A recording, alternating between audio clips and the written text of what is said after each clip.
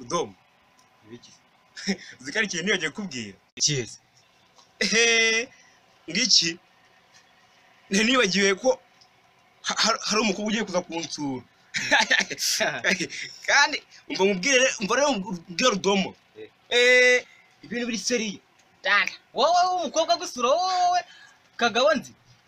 Nje Kagabo. Kagabo. Danda shahoro. Ikirembo. Ikiremba. Umva nkubwire. Nona agiye kuza kunsura.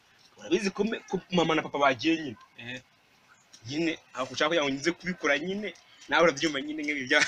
Ujye bivanga simbivuge se. Nubivuge nyine. Ndabivuga man. Ariko reka nze nkore iki ngiye tubinyuze mu nzira zoroshye. Kenze naza urumva.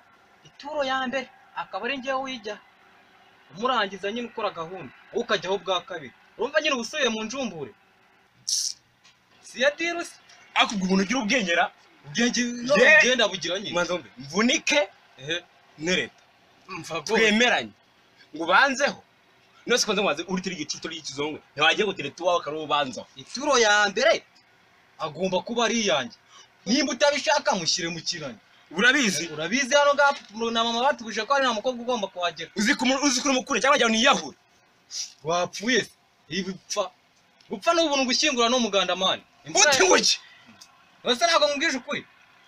Gupfa n'ubuntu gushyingura no muganda. Imvura yaguye haroroshye nanjye ubwanye nagucukurira amazi. Reka zara nkwereke. Muri njye nagiye gupfa mu. Je naje nkwereke. Yarasha. Bacyagagasha. Je serious. Njye ngushimira yambwa. Iryo bene njye ugiye kuri kubita. Wewe nyine. None nimba njye ugiye kuri kubita. Reka njye nkorohereze. Biroroshye man. Sinakubwiye ko gupfa ari ubuntu se gushyingura no muganda.